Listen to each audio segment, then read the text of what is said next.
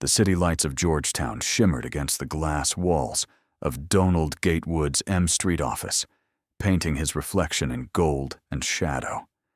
Beneath him stretched the empire he'd built from the ground up. Gatewood Infrastructure, the plumbing dynasty that carried Washington's secrets through miles of silent pipes. Every valve obeyed him. Every drop flowed where he commanded. Except tonight. At 2:36 a.m., perfection broke its rhythm. It wasn't a burst pipe or a faulty system that disturbed the order. It was a woman.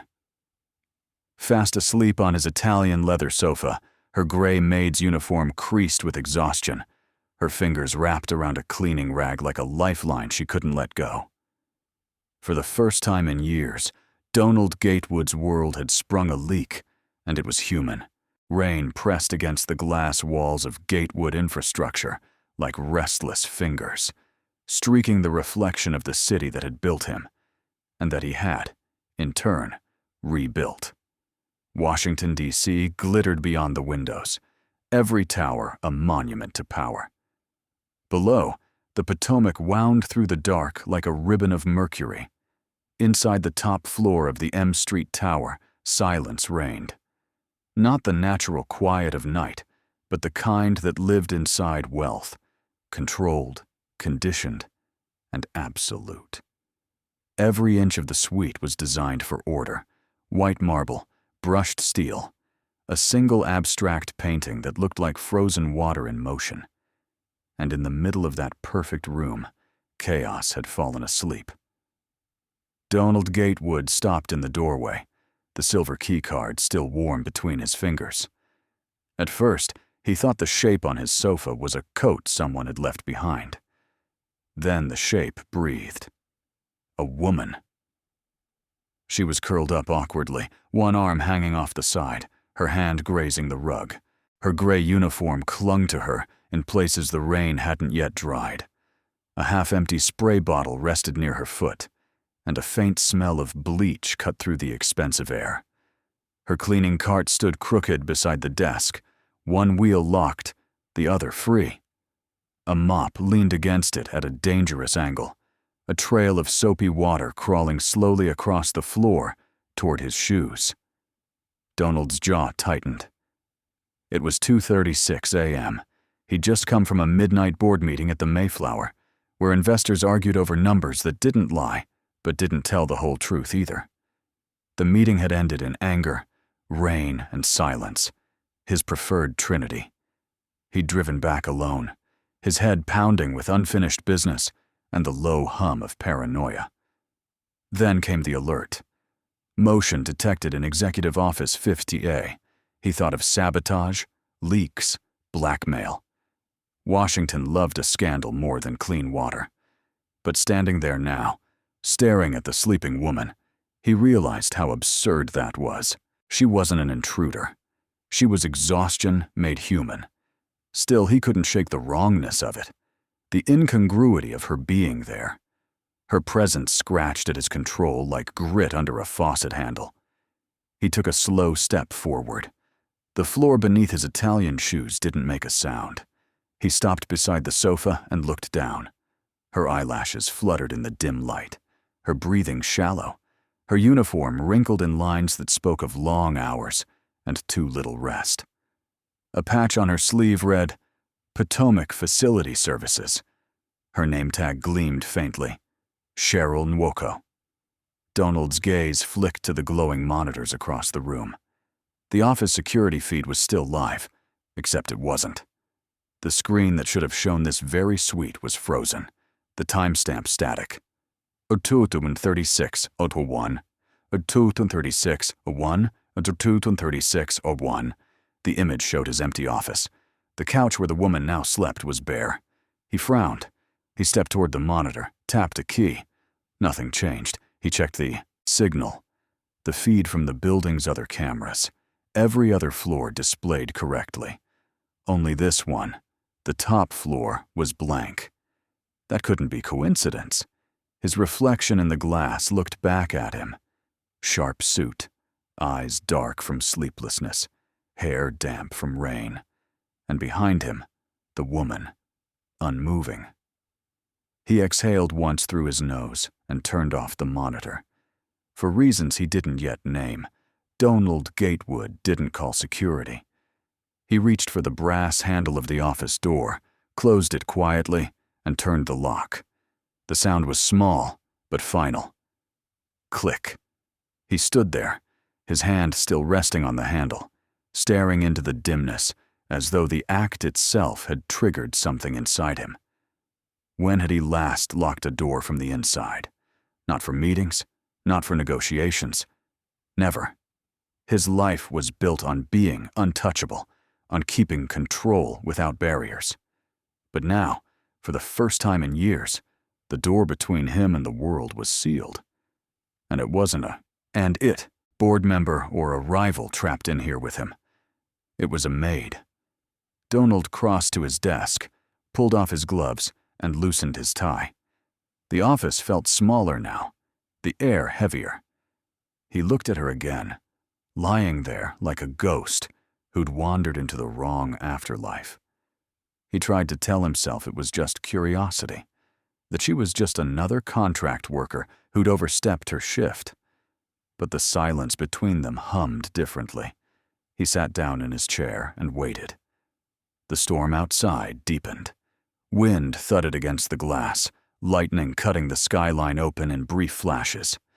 Each time the light flared, Cheryl's face appeared briefly illuminated, cheek pressed to her arm, a faint crease between her brows even in sleep. She looked as though even rest required effort. Donald drummed his fingers once on the desk. His mind began its usual cataloging, details, patterns, numbers. Her uniform was standard issue. Shoes, worn. Fingertips, red, calloused. Age, late 20s, perhaps. Accent, uncertain, but probably foreign. The kind of worker his company subcontracted by the hundreds. But the security glitch, that was what unsettled him. He prided himself on the systems here. Gatewood infrastructure wasn't just plumbing. It was data, flow, and surveillance. Nothing happened in this building that he didn't know about. Until tonight. He stood again, restless. That's when she stirred. It was the smallest sound. A breath, a whisper, a shift of fabric. But it was enough to pull his attention back to the sofa. Her hand twitched, her eyes blinked open. Cheryl sat up slowly, confusion crossing her face before recognition hit. She saw the man standing near the door, tall, motionless, watching her. The reality of where she was flooded in. The office, the storm, the man in the dark suit. "Oh my God," she whispered. She jumped to her feet, nearly tripping over the mop handle. "I'm so sorry, sir. I didn't mean." He raised a hand, silencing her. "Don't move," he said quietly. His tone wasn't harsh, but it carried weight. Cheryl froze, chest heaving. The room smelled faintly of cleaning solution and rain-soaked wool. I was just finishing up," she stammered. "It was late and I only sat for a minute." Donald's gaze cut past her, toward the spill near her cart. The water had reached the corner of his Persian rug. He felt a flicker of irritation, but something colder beneath it. Curiosity. "How did you get in here?" he asked. Her mouth opened and closed. "My supervisor, Mr. Lane, he said the executive floor needed to be ready by morning." "There's a system for that," Donald replied. "A schedule. Cleaning crews don't come up here at night." "I know," she said quickly. "They called me last minute. I wasn't supposed to—" "Your name," he interrupted. She hesitated. "Cheryl Nwoko." He nodded once, as though confirming something only he could see. "And you work another job." Her brow furrowed. "How?" He gestured to her badge. "District Utilities Maintenance. It's on the back." "Oh." Her shoulders sagged. "Yes. Nights mostly. Whatever pays." Donald stepped closer, stopping a few feet away. Her eyes flicked to the locked door behind him. then back. "You're not supposed to be here," he said. "I know, sir. Please. I'll leave right now. I didn't touch anything." He glanced at the monitors again, still blank, his reflection in the glass blurred with hers. Two figures in opposite worlds, both caught in the same strange frame. "Not yet," he said finally. Her breath hitched. "What?" I said, "Not yet." He turned, picked up the remote, and dimmed the lights until only the storm outside illuminated the office. "You triggered a motion sensor," he continued, "and now my cameras are blind. That's not a coincidence." Her hands rose instinctively. I swear, I didn't touch anything. I just cleaned the floor, that's all." Donald watched her carefully, searching for deceit, finding only panic and fatigue. Outside, lightning lit up the Potomac again, silver and merciless. Inside, the two stood frozen in its glow. The billionaire and the maid, the watcher and the watched. Then the thunder rolled, deep and heavy, and the lights flickered once before stabilizing. For a brief, fleeting moment, their eyes met. Hers, wide and pleading. His, sharp but uncertain. Something unspoken passed between them, something that felt like recognition, though of what, neither could say. Donald broke the silence first. "Sit down." She hesitated. "Sir?" "Sit." Her knees bent automatically, body obeying before her mind caught up. He turned back toward the locked door, the weight of his own decision pressing down on him.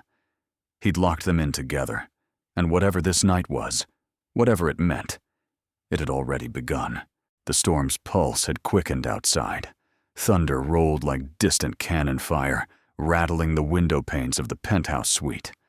The air felt charged, tense, two heartbeats thrumming in the same confined space. Cheryl sat perched on the edge of the sofa, her hands clasped tightly in her lap, her soaked cleaning gloves discarded beside her. The smell of disinfectant lingered between them, sharp and sterile against the faint musk of polished wood and rain-damp wool. Donald Gatewood leaned against his desk, arms folded, expression unreadable. The dim lighting carved his face in half, one side illuminated, the other swallowed by shadow. The silence stretched so long, it became its own kind of interrogation. Finally, he spoke. "Start talking." Cheryl flinched. "I told you, sir. I didn't mean any harm.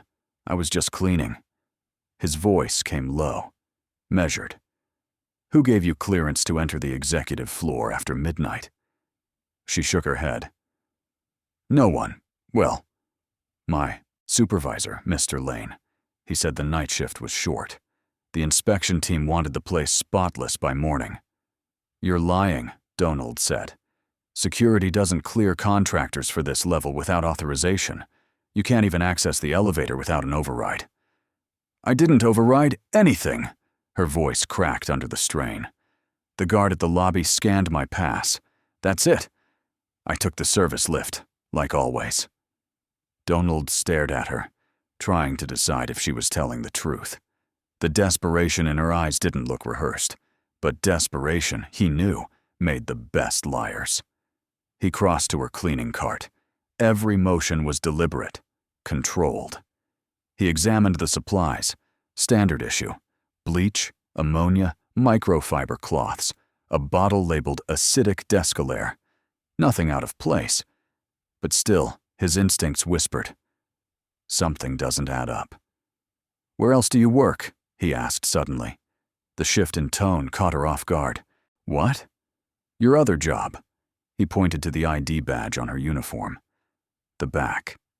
She hesitated, then slowly turned it over. The words gleamed under the lamplight. District Utilities Maintenance.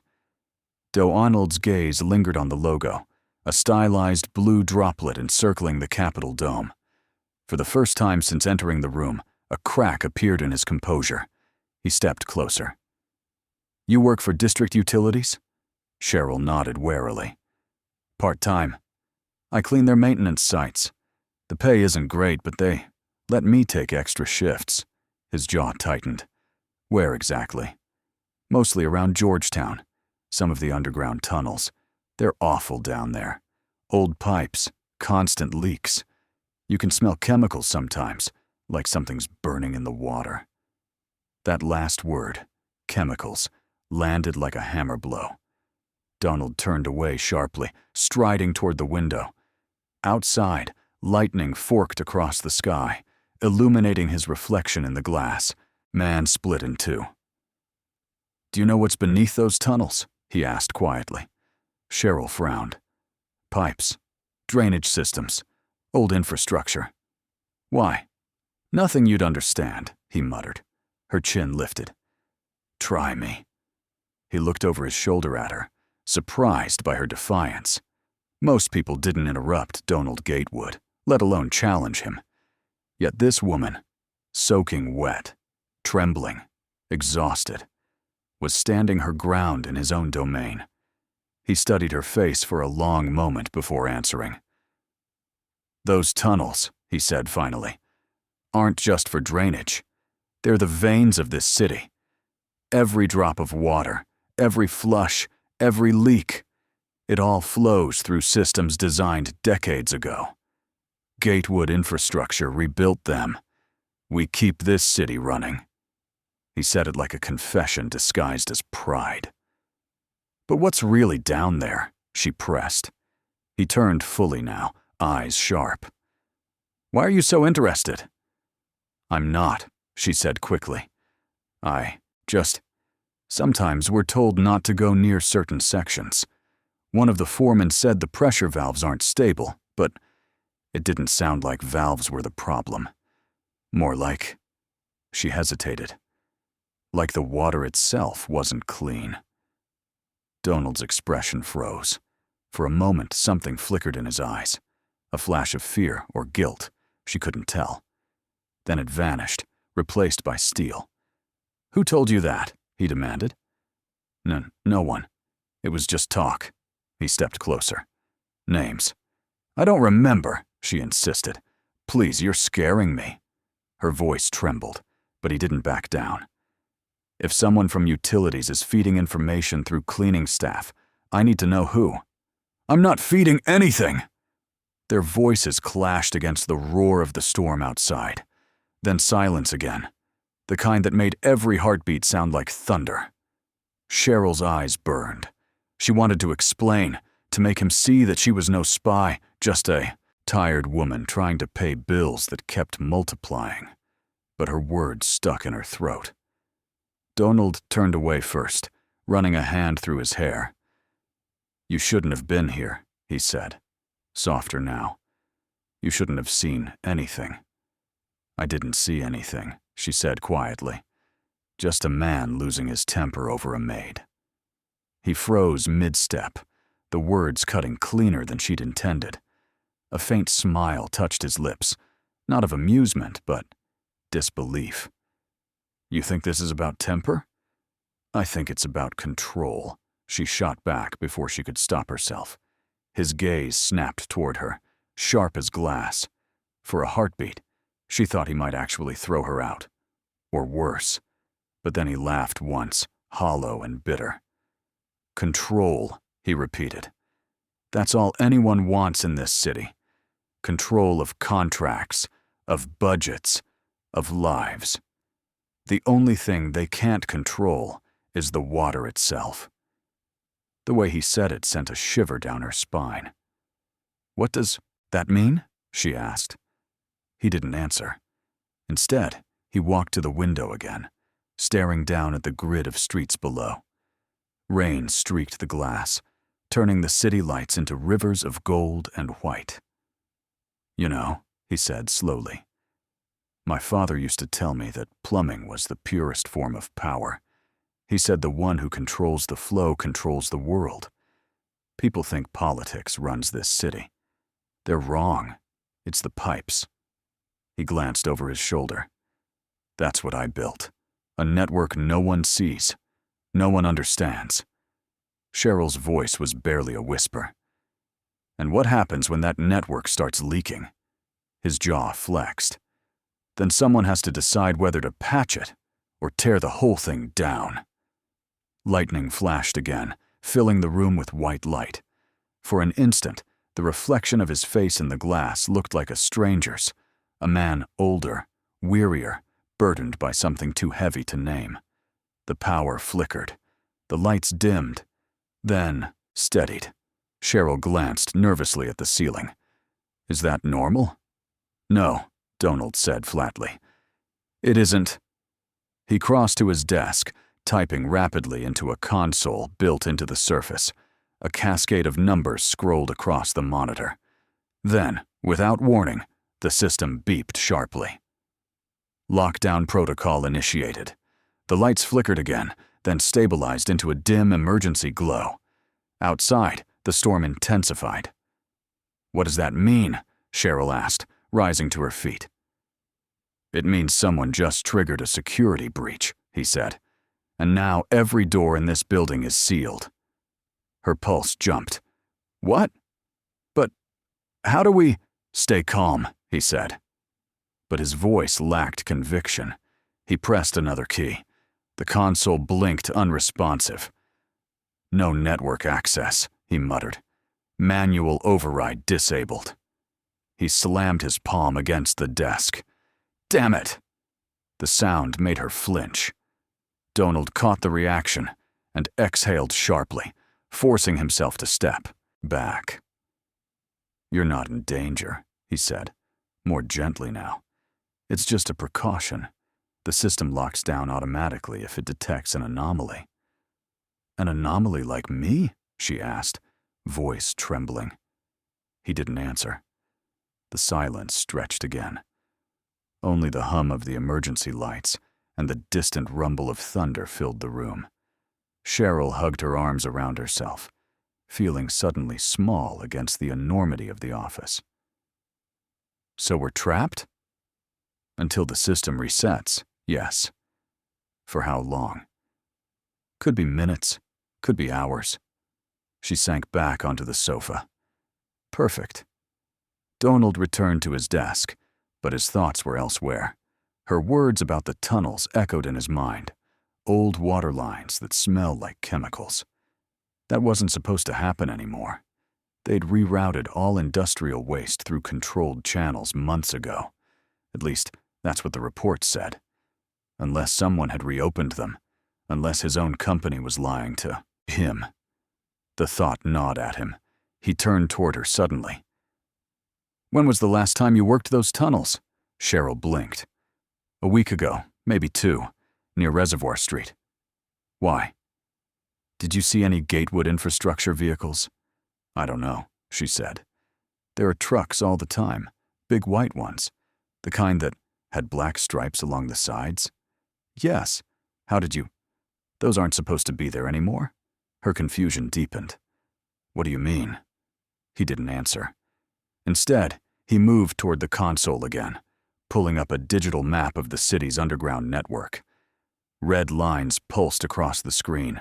Water mains, waste lines, control nodes. One section near Georgetown blinked yellow. That's impossible, he muttered. Those lines were decommissioned years ago. Cheryl stood slowly, drawn by the tone in his voice. What are you looking at? He turned the monitor slightly toward her. If what you smelled was chemical runoff, it's coming from here. That sector was sealed after a toxic spill in the 70s. It shouldn't even have pressure. Maybe it's leaking again, she said. Donald's expression hardened. No. Leaks don't hide from my systems. Someone reopened it deliberately. A low rumble of thunder filled the room, closer now. The building trembled faintly, the storm pressing harder against its glass skin. Cheryl looked at the locked door, then back at him. So what do we do? He stared at her, the weight of the question sitting heavy between them. For the first time, she saw something in his eyes other than suspicion, a flicker of fear. We wait, he said quietly. And we hope whoever's behind that breach doesn't decide to come looking for you. Me? He nodded slowly. Because if the lockdown triggered when you came in, that means someone was watching, And they didn't want you to see something you weren't supposed to. Cheryl's throat went dry. Who would care about a maid? He gave a thin, humorless smile. You'd be surprised how dangerous the truth looks when it's wearing a uniform. Another flash of lightning lit the office. The hum of the emergency lights dimmed slightly, casting both of them in red and amber shadows. Outside, the storm screamed. Inside, two strangers, one powerful, one powerless, stood staring at each other, realizing that neither was in control anymore. The rain battered the glass harder, the world beyond blurring into streaks of silver and white. Somewhere deep in the building, a mechanical thud echoed through the floor, a door locking, a seal tightening. Donald looked toward the sound. His voice dropped to a whisper. "We're not just trapped, Cheryl. We've been isolated." Her stomach twisted. "What do you mean?" He turned back to her, his expression unreadable once more. "I mean," he said, "someone doesn't want either of us getting out tonight." And as thunder cracked directly above them, the lights flickered once more, then plunged the office into darkness. The storm had teeth now. Rain hammered the windows and sheets, each gust of wind groaning through the steel beams of the Gatewood Tower. Somewhere deep inside the structure, a power converter hummed and then fell silent. The only light left was the soft amber glow of emergency panels, flickering like candlelight in a cathedral built of glass and fear. Cheryl pressed her back against the edge of the couch, every muscle tight. Her eyes darted between the locked door, the lifeless monitors, and the man who stood in the half-dark like a shadow carved from control itself. Donald Gatewood hadn't moved for nearly a minute. His hands rested on the edge of his desk, knuckles white. His face was unreadable, too calm to be normal, too still to be safe. Finally, he broke the silence. "System override," he muttered under his breath. "Level 3 lockdown. It shouldn't have reached this floor." Cheryl swallowed hard. "Can't you call someone? A guard? Maintenance?" "I tried." He gestured to the dead phone on his desk. "Nothing gets out of this floor during lockdown. No calls, no elevators, no access points. We're cut off." She took a slow breath, trying not to panic. "Then what happens now?" "Now," he said, turning toward the window. "We wait for the backup grid to reconnect." She stared at his back, the crisp outline of his suit illuminated by the lightning beyond the glass. "Wait," she echoed. "That's your plan? You're the CEO of this place, and your solution is waiting?" His head tilted slightly, but he didn't turn. "Do you have a better one, Miss Nwoko?" The way he said her name made it sound like an accusation. She stood up, gripping the arm of the couch to steady herself. "You could at least tell me what's happening. What kind of company locks people inside during a storm? One that deals with things you don't understand. Try me." That made him turn. The amber light caught the edge of his face, his sharp cheekbones, the fine lines beneath his eyes. For the first time, she saw more than anger there. There was something brittle underneath, like a man built from glass pretending to be made of steel. "You really want to know?" he said. "I wouldn't be asking if I didn't." He exhaled, slow and deliberate. This building is one of 6 control hubs that regulate water pressure and distribution across the entire DC metro system. When something triggers a lockdown, it means one of 2 things. There's a contamination breach. He paused. Or someone inside the system wants me trapped here. Her blood ran cold.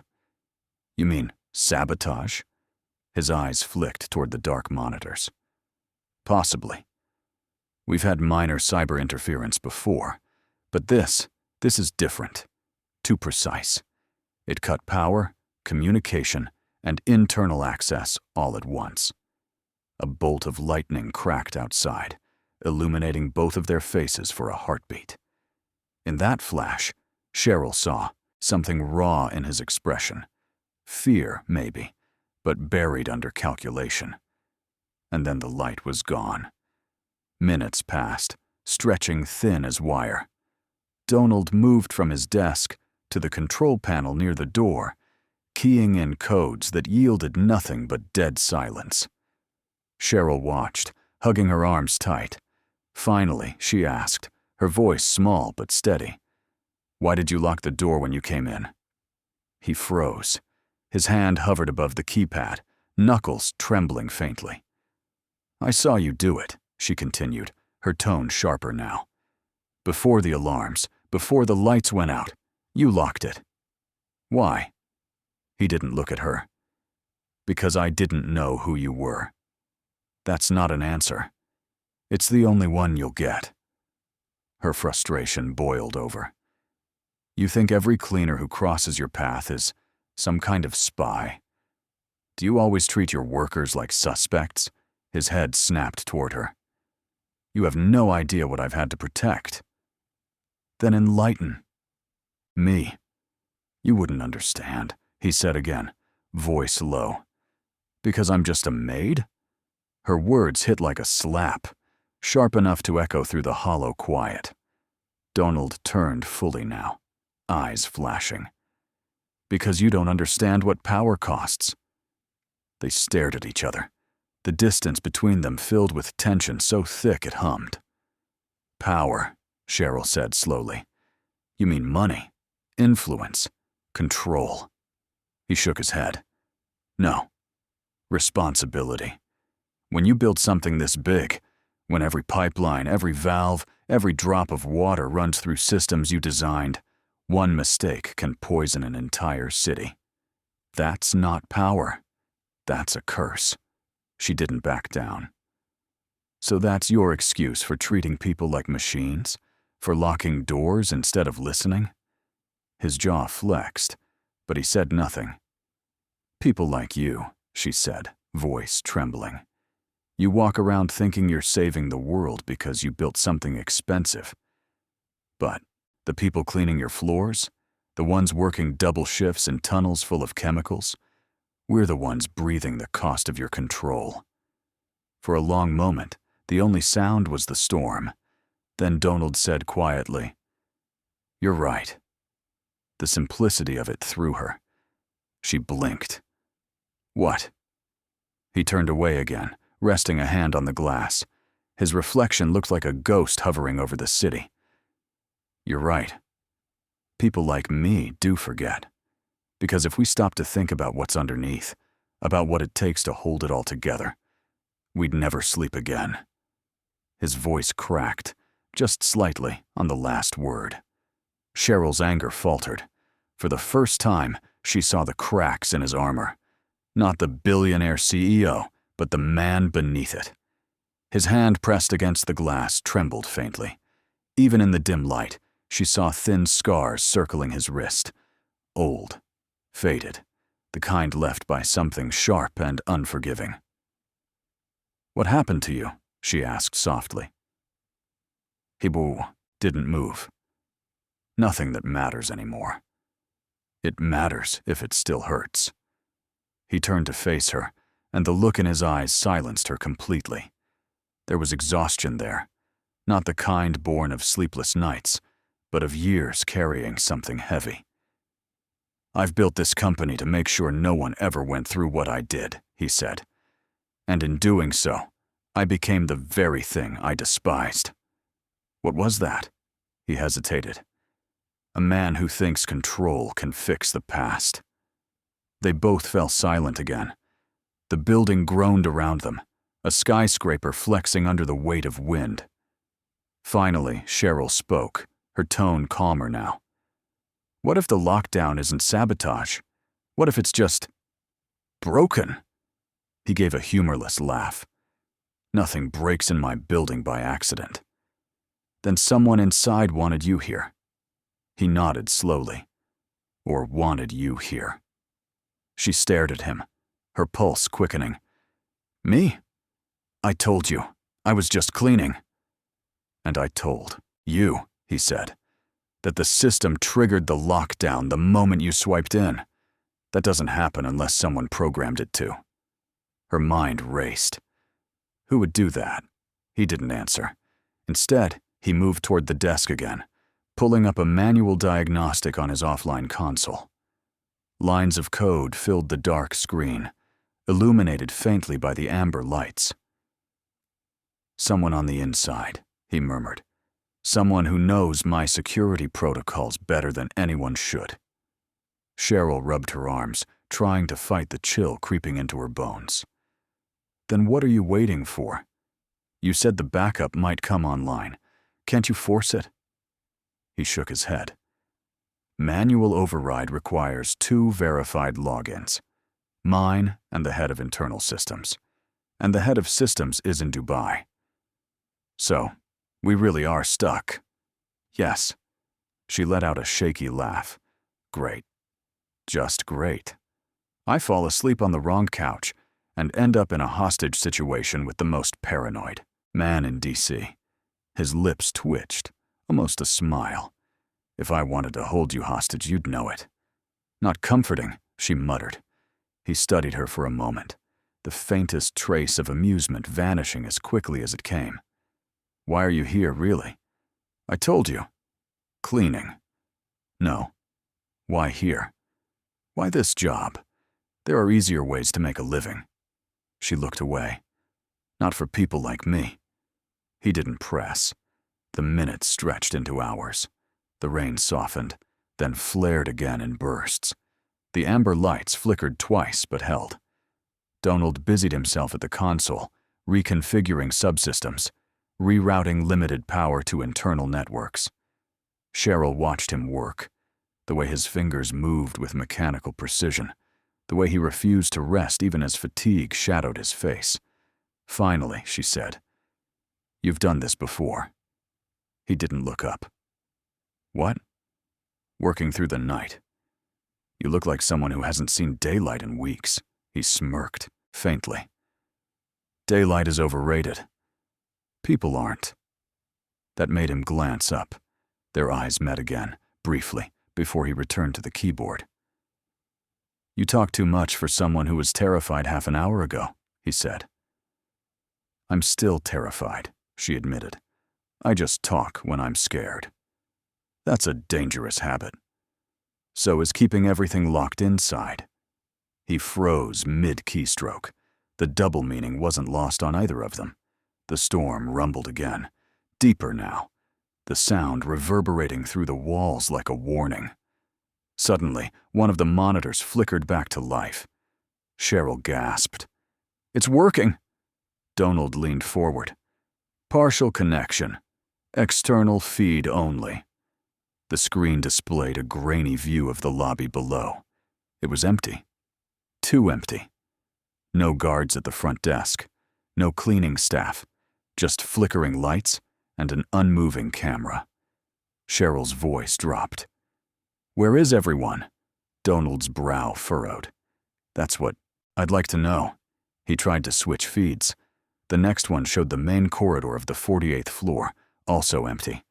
Then the 49th, dark. Then the 50th. The image froze.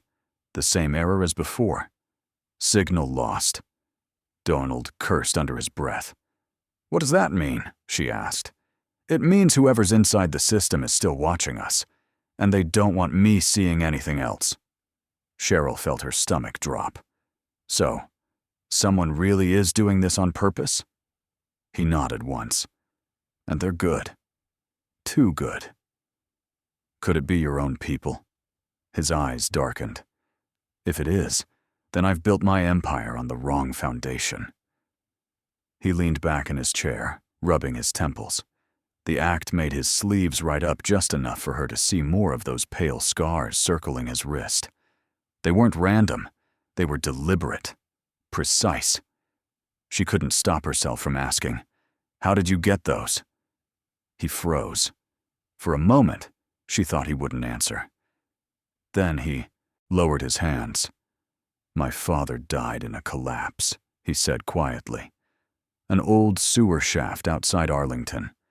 The city blamed him for the accident. They said he ignored safety protocols. But I know the truth. It was corruption. Cheap materials, falsified reports, a system rigged from the inside. I spent my entire life making sure no one could ever bury a man like him again. The confession hung heavy in the air. I worked those tunnels myself once, he continued. I pulled people out of them. That's where the scars came from, steel cable burns. You don't forget that kind of pain. Cheryl's anger softened into understanding. You built this because you wanted to fix what broke him. He nodded slowly. And somewhere along the way, I became the thing I was fighting. Outside, lightning split the sky. The building shuddered. A metallic groan echoed through the floor. Cheryl jumped. What was that? Donald's eyes darted toward the ceiling. Back up. Generator just failed. The amber lights dimmed further, casting everything in a deep, pulsing red. The air grew thick, humid, heavy, the kind of stillness that made every instinct whisper danger. Donald straightened. Stay here, he said. Where are you going? To check the maintenance access. He crossed to a wall panel beside the bookshelves, pressed his thumb to the sensor. The panel slid open, revealing a narrow metal door. He turned the handle, but it refused to budge. Sealed, he muttered. The system had them completely locked in. He looked back at her, a muscle in his jaw twitching. Whoever did this doesn't just want to trap me, Cheryl. They want to make sure no one gets to what's underneath this building. What's underneath? He hesitated, then met her gaze. Everything I've spent my life hiding.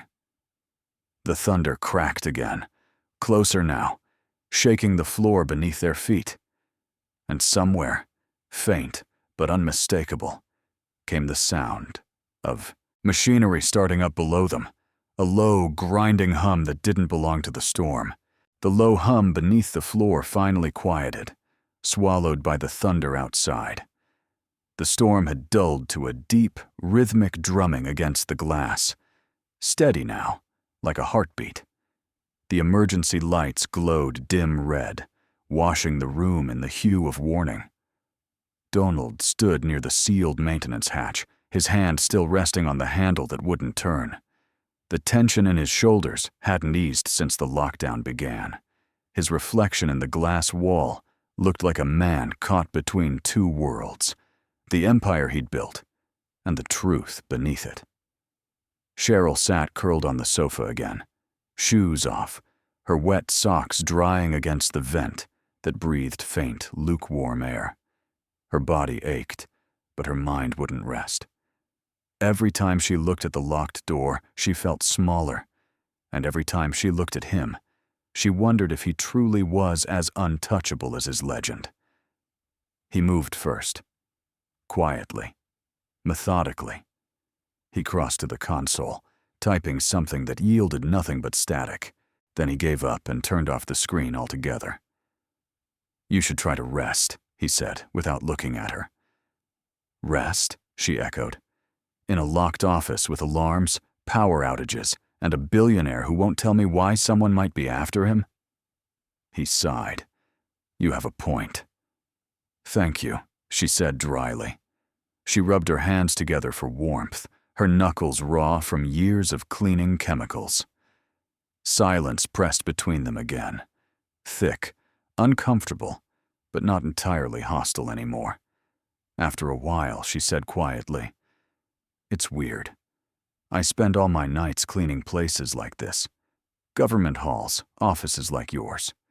I've seen the city from every side except the one that matters. All glass and light on top, mold and rust underneath. It's like DC itself can't decide which it wants to be, beautiful or broken. Donald turned toward her then, his expression softer than she expected. You sound like someone who's thought about it too much, she shrugged. You think a mop doesn't teach you things? You start noticing patterns after a while, where people leave dirt, what they try to hide. He studied her, intrigued. And what have you learned about me? That you don't sleep much. A faint smirk touched his lips. Is that so obvious? It's written all over your face, she said. People who sleep well don't look like they're running from their own reflections. That made him pause. She didn't mean it as an insult, but his silence said she'd touched something raw. To fill the quiet, she kept talking. I work nights mostly. I send money home to my mom in Nigeria. She's sick. Heart problems. There's a surgery she needs. Costs more than I make in a year. Her voice softened as she continued. My brother, Keen, he's 16. I'm trying to keep him in school, but he's already talking about dropping out to help. He fixes bikes for neighbors. I fix faucets and pipes when I can. Guess it runs in the family. She smiled faintly, but it didn't reach her eyes. Donald leaned back against his desk, crossing his arms. You fix faucets? Yeah, she said. Small stuff. Leaky taps, broken washers. I learned by watching a plumber in our old apartment building when I was a kid. He used to say water's got personality. You can't force it to behave. You just guide it. At that, Donald's head tilted. He wasn't wrong. Her gaze flicked up to him. You sound like you've heard that before. He didn't answer at first. Then quietly. My father used to say the same thing. That caught her off guard. He was a plumber, she asked. Donald nodded. A local contractor. Small jobs mostly. City repairs, home installs. He loved the work, said it kept him honest. He walked to the window as he spoke, his voice distant, almost reverent. He was the kind of man who could fix anything except the system he worked for. One summer, the city cut corners on a sewer reinforcement project. Faulty materials. No safety checks. He tried to warn them, but they didn't listen. They said he was overreacting. He went down there anyway because, if he didn't, they would have sent someone else. Someone younger. Cheryl's breath caught. What happened? The tunnel collapsed, he said simply. 4 workers died. My father was one of them. She stared at him, silent. Donald's reflection in the glass was cold, distant. They blamed him for it, said he ignored safety protocols. The city covered it up to protect contracts and politicians. My mother never got a settlement. I was 13. The words hung heavy between them. That's when I decided, he continued, voice quiet but steady. I'd never be at the mercy of people like that again. I'd learn the system inside out, control it, build something no one could touch. Gatewood Infrastructure, she murmured. He nodded. I started with a small repair firm, just me and a truck. 20 years later, we own 70% of the DC water network. I thought I'd won. You don't sound like someone who feels like he's won. A dry laugh escaped him. Because I haven't. The higher you climb, the less control you have. The investors, the politicians, they all have their hands on the valves. I thought I could fix the system from the inside. Turns out, the system fixed me instead. Cheryl studied him. The anger that had once burned in her chest had softened into something else. Understanding, maybe, or pity. So that's what this is about, she said. You built an empire to protect people like your father. And now, it's just another corporation protecting profits. He looked at her, and for the first time didn't deny it. Yes, he said. Somewhere along the way, I stopped being the man who wanted to change things. I became the man who signs off on silence. Cheryl shook her head. You wanted to fix the system. Now, you are the system. The words came out before she could stop them. Donald didn't react right away. He just looked at her. Really looked at her. No one had ever said that to his face before. His board feared him. His employees revered him. The city depended on him. But this woman, sitting barefoot on his couch, said it like she was reading the truth straight off his soul. Lightning flashed outside, bleaching the room white for a split second. When it faded, his expression had changed. He looked smaller somehow, not in stature, but in presence, like a man realizing he'd built his kingdom on quicksand.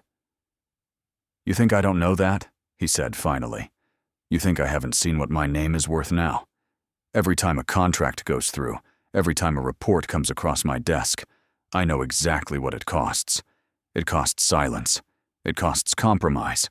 It costs people like your brother breathing in chemicals they can't afford to complain about." Her heart jolted. How do you? He held up a hand. "I saw your badge earlier. District Utilities. You mentioned Georgetown tunnels. You said the water smelled wrong. I know what that means." "Then you knew," she said, voice rising. "And you did nothing?" His eyes flashed. "You think it's that simple? You think I can walk into a boardroom and shut down multi-million-dollar operations because my conscience twitches? They'd cut me out before the ink dried." "So you stay quiet," she said. "So I stay alive," he snapped, "and I find ways to fix what I can from inside." Cheryl stood, her exhaustion momentarily forgotten. "And how's that working out? People still get sick. Kids still drink poison out of faucets your company installed. Your father died because someone covered up negligence, and now you're doing the same thing." He turned on her, voice sharp. "Don't talk about my father." "Why not?" she shot back. "Because it's true." The air between them crackled like the lightning outside. Then slowly, his shoulders slumped, his voice dropped. "Because he'd hate what I've become." The admission hit her harder than anger could have. The storm outside softened to a steady rain, gentle now, like the city itself was listening. Neither spoke for a while. The only sound was the rain's rhythm and the faint hum of emergency lights overhead. Finally, Donald said quietly, "When I built this company, I thought power meant control. I thought if I could own the pipes, I could stop the city from burying people like him again. But pipes don't carry justice, Miss Nwoko. They carry whatever you feed them." She sank back down, her anger fading into something more complicated. "So why keep doing it?" He looked at her, eyes tired. "Because if I stop, the people who replace me will be worse." Cheryl didn't know whether to believe him, but for the first time she saw him not as a villain, but as a villain, as a man who'd been consumed by the very system he'd tried to fix. She sighed. "You know, I used to believe work meant dignity, that if I kept cleaning, saving, pushing through the nights, things would change. But it doesn't matter how clean you make the floor, if the people above keep tracking in mud." He smiled faintly. "That's a good line." "It's not a line," she said. "It's my life." For a moment, the storm outside seemed to pause, the rain easing into a soft drizzle. The air in the room shifted. Not warm, not yet, but less hostile. Donald walked to the table, picked up a bottle of water from the minibar, and handed it to her. "Here." She hesitated before taking it. "You sure it's safe?" He gave a wry smirk. "For tonight, yes." She unscrewed the cap, took a long drink, and leaned back. "You know," she said softly, "if your father could see you now, I don't think he'd hate you." He raised a brow. "No." "No," she said. "He'd tell you to stop fixing leaks and start fixing yourself." For a long while, neither spoke. Then, without warning, the power flickered again. The monitors flared to life for a moment, displaying static before going black once more. The lights pulsed red, and a low mechanical groan echoed beneath the floor, deeper this time, closer. Cheryl set the bottle down slowly. "That doesn't sound like thunder." Donald's eyes narrowed. "No, it doesn't." The room vibrated faintly, like something large was shifting below them. He turned toward the maintenance hatch again, every trace of softness gone from his face. "Whatever's happening down there, it isn't the storm." And just like that, the fragile peace between them shattered, replaced once more by the hum of danger waiting beneath their feet. The storm outside had turned feral. Rain lashed the glass walls like 1,000 desperate hands trying to get in. The sky was an unbroken bruise, and thunder rolled over Georgetown in deep, bone-shaking waves. Inside the M Street office, the air was electric with something more than weather. A sharp, mechanical chime pierced through the sound of the storm. Donald's head snapped toward his desk monitor. The screen pulsed red. Alert. Server breach detected. He was on his feet before Cheryl could ask. No, no, no! His fingers flew across the keyboard, his reflection flickering in the glow. What does that mean? Cheryl asked, stepping closer. He didn't look up. It means someone's inside my system. The storm? He shook his head. This isn't nature. It's targeted. Lightning cracked across the city skyline, throwing the entire office into a momentary flash of white. When it faded, the monitors went black. Every one of them. Donald cursed under his breath, yanking open a drawer. He pulled out a flashlight and his phone, typing fast. The auxiliary server's in the sub-level vault, he said. I have to reset the circuit manually before the whole network collapses. He turned toward her, his expression unreadable. Stay here. Cheryl blinked. What? Why? Because the backup access points are biometric. You won't be able to open anything down there. Before she could argue, he was already halfway to the elevator door. The lights flickered again, amber, then red. Don't touch anything, he said over his shoulder. Then he was gone, swallowed by the darkness and the storm. The office fell silent except for the wind and the hum of the emergency generator. For a long moment, Cheryl stood frozen, her hands clasped tight in front of her chest. The adrenaline in her veins pulsed louder than the thunder. She turned slowly toward his desk.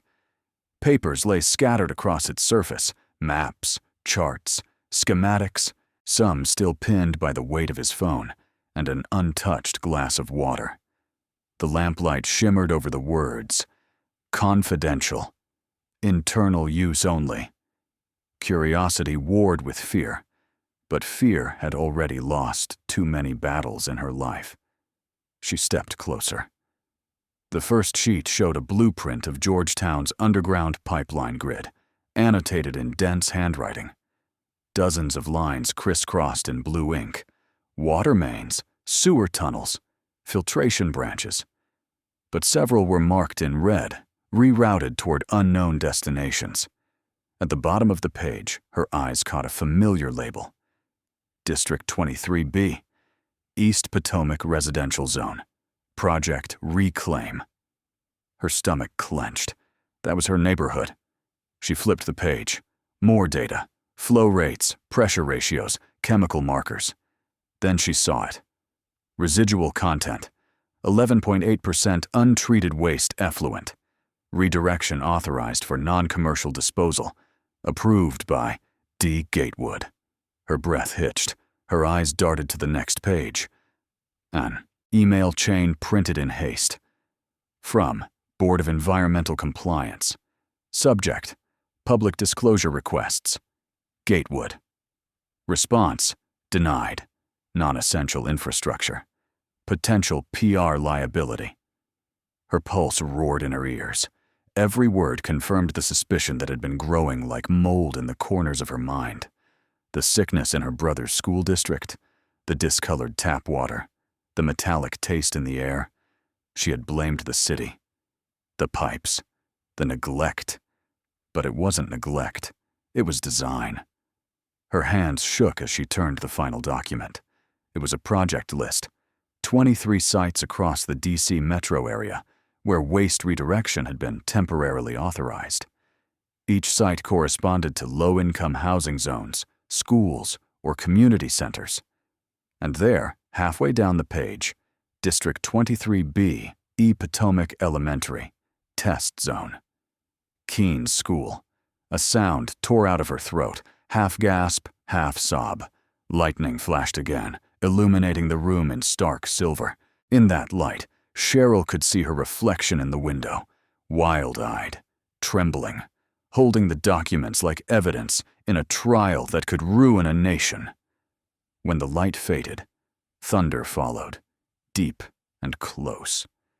The entire building shuddered. The elevator dinged behind her. Donald stepped out, his face grim. The backup stabilizing. I had to. He stopped mid-sentence when he saw the papers in her hands. Their eyes met. Her expression said it all. Slowly, she lifted one of the files toward him, her voice breaking. "This is what you've been protecting." He said nothing. "You're poisoning them," she whispered. "My brother's school. The kids who drink that water." "You knew." Donald took a hesitant step forward. "It's not that simple." "Not that simple," she cut him off, her tone rising. "You rerouted toxic waste through residential lines. You built an empire on poison." "Enough," he said sharply. "You don't understand." "No, I understand perfectly," she shot back. "You built this company to control the city, and now you're killing the same people you came from." Something in his face broke.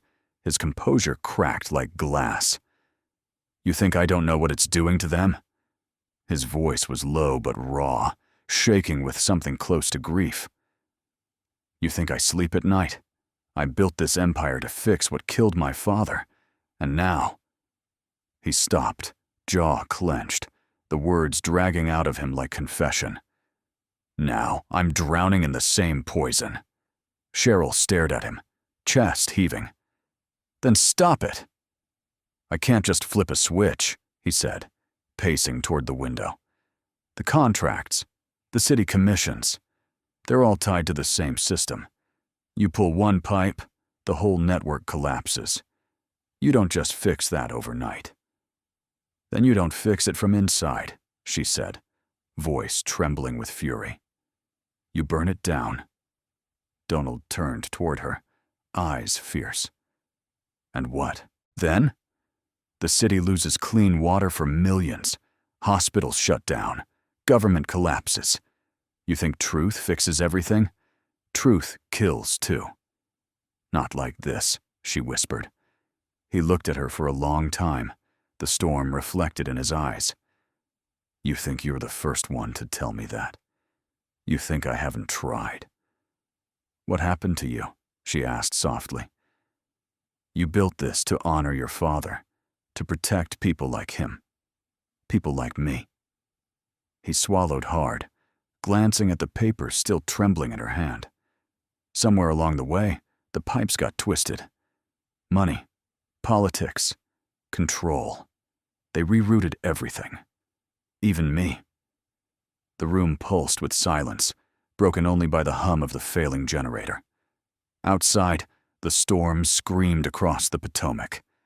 Inside, Cheryl lowered the papers slowly, her anger burning into sorrow. "Donald," she said quietly, "you could have stopped this before it began." His voice cracked. "I thought I could contain it. Redirect the worst of it out of the residential zones. But every fix came with another compromise, another board vote, another threat. So you looked away." He didn't deny it. The wind howled against the glass, rattling the metal frames. A flicker of light danced across his face. Brief, electric, gone. Cheryl stared at him, realization dawning with sickening clarity. "You're not just afraid of losing your company. You're afraid of losing control." He opened his mouth, but before he could answer, the overhead lights flickered once, twice, and died completely. The room plunged into red emergency glow. A long, low siren wailed through the building, a sound deeper and more mechanical than thunder. Donald spun toward the console. "No," he muttered. "No, no, no." Cheryl took a step back, the papers fluttering to the floor. "What's happening?" He grabbed the flashlight from the desk and swung it toward the door. "Security containment protocol," he said tightly. "The system thinks we've been breached again." She stared at him. "You mean locked in?" The flashlight's beam trembled in his hand. Worse, it means someone else just took control. For a moment, all she could hear was the storm, the pounding rain, the thunder shaking the glass, and the low mechanical hum of systems failing in sequence. Cheryl's heart hammered. What does that mean? He didn't answer. He was staring at the monitor, where a single line of code blinked in red, repeating itself across the dead screen. Containment initiated. Protocol Sigma. The letters reflected in his eyes. He turned to her slowly, the flashlight catching the edges of his expression. "It means," he said, his voice low and haunted, "someone knows you saw those files." And as thunder split the sky above them, the last light in the office flickered out, leaving only darkness and the sound of the storm swallowing the city whole. The power went out in a single breath. 1 second, the hum of backup systems. The next, a suffocating silence. Then the emergency lights ignited with a pop and flooded the office in a deep, pulsing red. Every surface, glass, steel, marble, glowed as if the building itself were bleeding. Cheryl stumbled backward, her shadow stretching across the floor like a distorted echo. What just happened? Donald didn't answer at first. He stood by the console, the glow painting hard lines across his face. Then came the sound, an unmistakable mechanical thunk, followed by a chorus of metallic clicks all around them. Every door on the floor had just sealed. The sudden finality of it sent a chill crawling up Cheryl's spine. She darted toward the glass door that led to the hallway, pressing her badge against the sensor. The scanner blinked once, then went dark. She tried again, harder this time, but nothing. "Come on," she hissed, slapping the card against the reader until it beeped in error.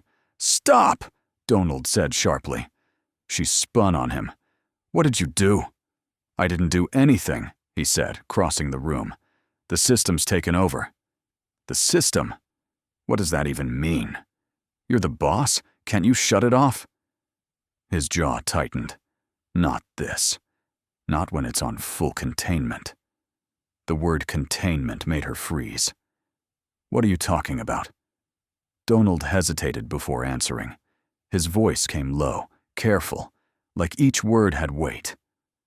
"The building's AI has multiple security protocols, power failures, intrusions, sabotage alerts, each one with its own failsafe. But this..." He glanced at the red lights pulsing in the corners. "This is something else." "Then what is it?" He exhaled slowly, meeting her eyes. "It's a containment system. It activates when internal security detects a breach, something that threatens classified operations or data integrity." She frowned, confusion warring with disbelief. "You mean like a cyber attack?" He shook his head. "Like a leak." The air between them seemed to thicken. "What kind of leak?" she asked carefully. Donald's gaze dropped to the floor. "You saw those files on my desk earlier." Cheryl's stomach twisted. "You think this is because of me?" "I know it is," he said quietly. "The system doesn't care about context. It reads data access patterns, unauthorized proximity, signal interference. When it picked up your motion tag near those files, classified files, it registered you as a breach." Cheryl stared at him, her breath catching in her throat. "You're saying this entire lockdown, all of this, happened because I looked at something?" He didn't answer. Her voice rose. "You can't be serious. I didn't steal anything. I didn't even touch them." Donald took a step closer, his tone softening. "I believe you, but the system doesn't. And if I open that door, someone on the other end will see your name in the report and make sure you never walk out of this building alive." The words hit her like a slap. She took a step back. "What are you saying?" "I'm saying," he said, his voice hard again, "that they already know you saw too much. And if they think you're a liability, They'll erase you before you can tell anyone what you found." Her heart pounded against her ribs. "Erase me? You mean fire me?" His expression didn't change. "That's not how this company handles problems, Cheryl." She stared at him, horrified. "You're talking about containment," he interrupted. "That's what it's for. It was designed to protect the company's interests at any cost." The room suddenly felt smaller, the walls pressing in. The red lights pulsed in rhythm with her heartbeat. Cheryl backed toward the couch, shaking her head. "You're lying. This can't be real. You can't just trap someone in a building and you think billion-dollar contracts survive on morality?" He cut in. "You think the people funding this company care about a maid who saw something she wasn't supposed to?" Her throat felt dry. "Then why are you still here?" He hesitated. The silence that followed said everything. "You locked the door," she said slowly, realization dawning. "You knew this would happen." He didn't deny it. "Oh my God." Her voice broke. "You locked me in here to protect me." "I locked the door before the system could flag you as an intruder," he said. "If I hadn't, the sensors would have logged your exit. The protocol would have activated sooner." She took another step back, her voice trembling. "You knew this company does this, and you still work for them?" His eyes flashed with something like pain. "I am them, Cheryl. I built this place. Every line of code, every bolt in this building traces back to me. But somewhere along the way, it stopped being mine." She let out a shaky laugh, half disbelief, half hysteria. "So what? Now you're my jailer and my savior." He didn't smile. "You're alive. That's what matters." "Alive?" she repeated. "In what world do you call this alive?" Donald turned away, rubbing his temples. "You don't understand what's at stake." "Then make me understand." Her voice echoed against the glass walls, filling the silence. He stopped pacing. When he spoke again, his voice had lost its edge. "If those files ever see daylight, the entire city goes under." "What files?" "The waste redirection reports, the ones you saw." She frowned. "The ones showing your company poisoning low-income neighborhoods?" He flinched, as if the words themselves were knives. "It's not that simple." "It's exactly that simple," she shot back. "People are drinking toxic water because someone decided profit mattered more than human lives." He turned toward her then, anger flashing through, the exhaustion in his eyes. "Do you think I don't know that? You think I don't see their faces every time I close my eyes? Then why keep it secret?" "Because if those leaks become public," he said, "the infrastructure collapses. Hospitals lose water, schools, shelters. We'd have riots in 48 hours. The city would tear itself apart." "So you choose silence," she said bitterly. "I choose control," he snapped, "because without it, everything falls apart." They stared at each other, her breathing fast, his fists clenched. The storm outside had become a low, constant roar, like the world beyond the glass had turned into one endless ocean. And beneath the anger, Cheryl saw it. Fear. Not of her, not even of the lockdown, but of himself. For the first time, she realized that his control wasn't power. It was armor, a shield built from guilt. She sank onto the couch, her voice breaking into a whisper. "You're not protecting me. You're protecting what's left of your conscience." Donald said nothing. The red light pulsed again, painting his face like a confession booth. "I used to think I could fix everything," he said finally. "Make the system cleaner, smarter, more humane. But you can't clean corruption. You can only contain it." Cheryl looked up at him, her voice trembling. "That's not fixing. That's surrender." He met her gaze, eyes hollow. "It's survival." The minutes stretched into hours, or what felt like them.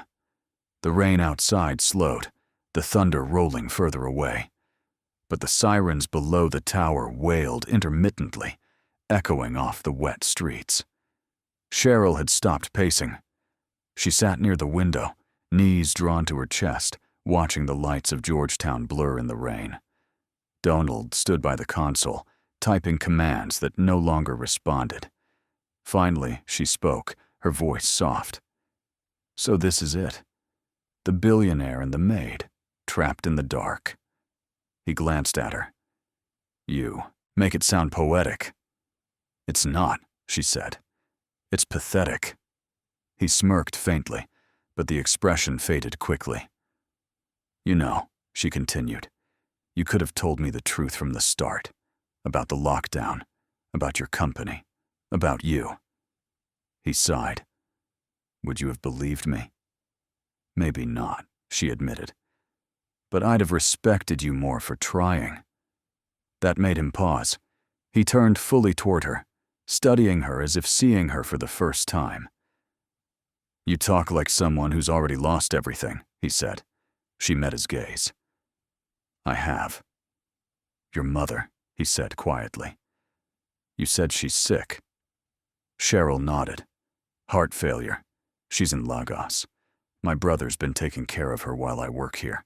I send what I can, but it's never enough. The hospital bills keep coming. Donald's expression softened. You shouldn't have to carry that alone. I don't have a choice, she said. People like me never do. He looked down at his hands, the faint scars catching the red light. That's what I used to believe too. For a moment, neither spoke. The silence felt less suffocating now, more like fragile peace. But peace never lasted long in this building. A soft chime broke the quiet, a new sound, low and cold, from the console. Donald turned sharply. On the screen, a message blinked in harsh red text. Protocol Alpha, confirm identity for survivor extraction. Cheryl stood. What's that? He stared at the display, his face hardening. Final phase. The system's identified me as the primary operator. It's asking for confirmation to release one occupant. One? He nodded grimly. It means it's going to vent the rest of the floor to purge contamination. Her stomach dropped. Vent? You mean, he cut her off. Don't think about it. I can override it if I stay connected. What happens to you? I'll trigger a manual failsafe. It'll buy time to reset the system before it kills the power completely. You're going to stay here? She said in disbelief. No, there has to be another way. He shook his head. If I leave the console, the override dies. You're the only one who can make it out when it opens. I'm not leaving you. He gave a small, tired smile. You don't get to decide that. Cheryl stepped forward, shaking her head. You think this makes you some kind of hero? Sitting here to pay for your sins? This isn't about redemption, he said softly. It's about responsibility. The screen blinked again, counting down. Please, she said, voice cracking. There has to be another way. Cheryl, he said quietly. If I open that door, they'll erase you. If I keep it closed, they'll erase me. At least this way, one of us gets out. Her throat closed. Then why not let me decide? He looked at her, really looked at her, and for the first time, his face softened completely. Because I'm the one who locked the door. Lightning flashed one last time, flooding the office with blinding white. Then, darkness. The sirens outside wailed louder, mingling with the deep groan of the tower's mechanical heart. The countdown froze at 0001, and the red lights dimmed to black. For a long moment, there was nothing. No sound, no light, no movement. Then a single emergency lamp flickered back on. Donald was still there, slumped beside the console, breathing raggedly but alive. The system had halted itself, stalled, waiting for input. Cheryl dropped to her knees beside him, shaking his shoulder. Donald, hey, come on! His eyes fluttered open. You're still here. I'm not going anywhere, she whispered. He managed a faint, weary smile. You're stubborn. You locked me in, she said. You should have expected that. He laughed softly, the sound thin but real. Outside, the rain began to ease. Inside, the building's heart slowed its pulse. The sirens faded into distant echoes, leaving only the two of them in the red-lit quiet. One powerful, one powerless, both trapped in the same truth. And for the first time since the night began, Cheryl understood. The lock had never been punishment. It had been protection. But protection, she realized, could feel an awful lot like imprisonment. Time in the red-lit office dissolved into something formless. Hours, or maybe just fragments of them, passed without meaning. The storm outside had quieted to a distant rumble, but inside the M Street tower, the air was still thick with the metallic tang of fear and exhaustion. The emergency lights flickered on and off like dying embers, throwing long, restless shadows across the floor. Cheryl sat against the glass wall, knees pulled to her chest, watching the skyline fade beneath the fog. Donald sat slumped at the console, face half lit by the dull glow of the single functioning monitor. Neither had spoken in a long time. When the silence finally broke, it was Cheryl who shattered it. Your father, she said quietly. You said he was a plumber. Donald stirred but didn't look up. He was more than that. You built all of this on his name, didn't you? He exhaled slowly, his eyes fixed on the dead screen. He used to say there was no shame in working underground. The dirtier the job, the more honest the living. He meant it literally and figuratively. Cheryl rested her chin on her knees. Sounds like he was a good man. He was, Donald said, and the faintest tremor rippled through his voice. He just believed the world rewarded honesty. He didn't realize it only buries it. The faint hum of power beneath the floor pulsed once, like a heartbeat waking from sleep. Cheryl's gaze followed it instinctively, tracking the pattern of faint seams along the wall. Something there caught her eye, an outline she hadn't noticed before, hidden behind one of the decorative panels near the floor. Wait, she said, rising to her feet. What's that? Donald frowned as she crossed the room, brushing dust and grime from the metal panel. It wasn't part of the building's design, at least not the design he remembered. She knelt, running her hand along the edge until her fingers found a recessed latch. There's a handle here. Donald joined her, crouching beside the panel. That shouldn't be here. Shouldn't. He hesitated. This building was built on top of my father's original tunnel system. Old maintenance corridors, drainage networks. His work was the foundation. I thought they sealed everything when we constructed the tower. Cheryl tugged at the latch. It wouldn't budge. Well, they didn't. Careful, he said, moving closer. Those tunnels haven't been touched in decades. She turned to him, eyes bright despite the fatigue. You said the containment system locked everything down. If that's true, this might be the only way out. Donald stared at the hidden hatch for a long moment, weighing options that all led in circles. Finally, he nodded. Step back. He pressed his palm flat against the metal, feeling for the catch. A small click echoed as the hidden mechanism released.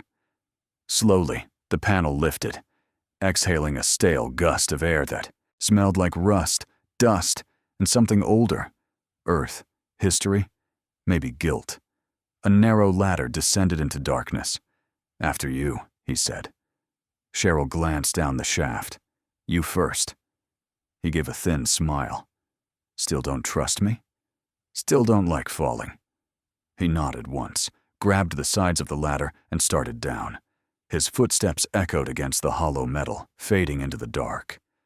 Cheryl followed, her hands trembling slightly as she climbed after him, each rung slick with condensation. When her feet finally met solid ground, she turned on the small flashlight clipped to her cleaning belt. A cone of white light cut through the darkness, revealing a corridor that looked more like a forgotten artery than a tunnel. Walls of rough concrete streaked with rust, water dripping steadily from unseen cracks above. "Welcome to the underworld," Donald murmured. The sound of his voice echoed off the walls, multiplying until it sounded like a chorus of ghosts, repeating his words. They started walking. Their footsteps splashed in shallow puddles, echoing through the narrow passage. The air was thick and cold, every breath laced with moisture. Cheryl swept her light over the walls. Faded graffiti covered sections of concrete. Names, dates, political slogans from another era. Clean water for all. Justice flows downward. She stopped, tracing one of the phrases with her fingers. "Your father's tunnels," she said softly. "They were part of something bigger, weren't they?" Donald nodded, his expression distant. He built them as part of the city's water renewal initiative in the 70s. It was supposed to bring clean water to neglected districts, the ones no one wanted to invest in. But the contracts were cheap, and the oversight corrupt. He started documenting everything: safety violations, kickbacks, contaminated soil reports. Her light flicked across his face. He tried to expose them. He did more than try, Donald said. He sent evidence to the city council, to local papers. But by the time anyone listened, the tunnels collapsed. He paused, his eyes following a rust-streaked pipe that disappeared into the darkness. They called it an accident. I called it murder. The word hung in the damp air. Cheryl swallowed hard. "And now your company's doing the same thing." He didn't answer. His silence was confirmation enough. They kept walking. The tunnel curved gradually, leading deeper beneath the tower. The further they went, the louder the sound of running water grew. It wasn't the clean rush of a pipe system. It was the uneven, sluggish sound of something half blocked, half alive. Cheryl pointed her light toward the floor. "What's that smell?" Donald grimaced. Old waste lines. Some of them were repurposed for storm runoff. Others, not. Not? He hesitated. The board approved a waste redirection system a few years ago, said it would reduce costs. What it really did was reroute industrial byproducts into old drainage lines that were never meant to carry them. Her stomach turned. Into neighborhoods like mine. His jaw tightened. Yes. They stopped at a junction where several pipes converged, a maze of metal and shadow. A faded placard on the wall read, "Gatewood District, P01, 974. The lettering was almost gone, but the name was unmistakable. Cheryl turned her flashlight toward him. "You built your empire on this." He met her gaze, and for once, didn't look away. "I built this tower to stand above it," he said, "to prove we could rise from the dirt. I didn't realize the dirt was still rising with us." For a long moment, neither spoke. The dripping echoed like a metronome marking the weight of his words. Then, somewhere far down the tunnel, a low clang echoed, a distant metallic shiver that made both of them freeze. Cheryl whispered, "What was that?" "Probably nothing," Donald said, though his tone said otherwise. "Nothing sounds a lot like footsteps," she murmured. He glanced over his shoulder, then gestured ahead. "Keep moving." They pressed forward, the tunnel narrowing as they went. Cheryl's flashlight caught more graffiti, angrier messages this time. Gatewood's pipes drowned the pour. "Clean hands, dirty money." She stopped again, her voice soft but cutting. "Did you know people said this about you?" "Yes." "And you never did anything?" He turned to her, the light catching his face just enough for her to see the truth there. "Every time I tried, they reminded me how replaceable I was. You don't own $1 billion company, Cheryl. It owns you." She shook her head. "That's not ownership. That's fear." He didn't argue. They reached a section where the tunnel widened into a maintenance hub, a circular chamber with old control panels and rusted valves. The air smelled of stagnant water and decay. Danliurhiornhu brushed dirt off a corroded lever and crouched to examine it. "This connects to the original flood bypass," he said. "If the tower's main systems are compromised, these tunnels can still drain runoff straight into the Potomac." Cheryl shined her light upward, where rivulets of water streaked the ceiling. "Can it get us out?" "Maybe," he said. "There's a service shaft that connects to the sub-level parking deck. If it's not sealed, we can climb up." She looked around at the network of pipes and valves, the forgotten veins of the city that had once promised salvation. "Your father died down here," she said. Donald nodded. "Right about here, actually." She turned sharply toward him. "You mean this tunnel?" He traced a finger along a rusted valve wheel. "That one. It gave way during the collapse. I was here that day. Not inside, waiting in the truck outside. I remember the sound, like thunder under the ground." Her chest tightened. "You heard it happen?" He nodded once. "And I swore I'd never let something like that happen again. I thought I could save people by taking control of the system that killed him. But power doesn't save anyone. It just hides the bodies better." His voice broke slightly on the last words. Cheryl moved closer, the sound of dripping water filling the silence. "You're not your father," she said softly. "But you're still trying to be the man he was." He gave a weak laugh. "You think so?" She nodded. "He built these tunnels to bring clean water to people who didn't have it. You built this empire to stop them from being buried again. Somewhere in between, you forgot why you started." Donald looked at her for a long moment, the hardness in his eyes softening into something almost vulnerable. "You sound like him," he said quietly. Cheryl smiled faintly. "Maybe I sound like you. Before the world got to you." A deep rumble shuddered through the ground, shaking dust from the ceiling. The water below their feet rippled, glowing faintly red from the light of Cheryl's torch. Donald stiffened. "They're rebooting the system." "Who?" "The board. They've realized containment failed. If they flush these tunnels, everything down here goes with it." Cheryl's pulse spiked. "Then we have to move." He nodded and grabbed her arm, guiding her toward the far end of the chamber. "This way." They climbed a narrow passage that sloped upward, the walls slick with moisture. The air grew colder, the sound of water behind them fading into a low, distant roar. When they reached the top, a vertical shaft stretched above them, a narrow cylinder disappearing into darkness. A rusted ladder ran along one wall. Donald looked up. "That's our exit." She aimed her flashlight upward. The light caught the faint shimmer of steel 20 feet above, a sealed grate. "Do you think it opens?" He gave a grim smile. "We'll find out." She started climbing first, her hand slipping slightly on the damp metal. Halfway up, she looked down. Donald was watching, one hand braced against the ladder, his expression unreadable. "You coming?" she called. He nodded once, following her. When they reached the top, Cheryl tried the grate. It didn't move at first, but then, with a rusty groan, it gave way. A draft of cold night air rushed down, carrying the faint scent of rain and gasoline. She laughed breathlessly. "It's open!" Donald climbed beside her, pushing the grate fully aside. "Go," he said, "before they seal it again." She hesitated. "What about you?" "I'm right behind you."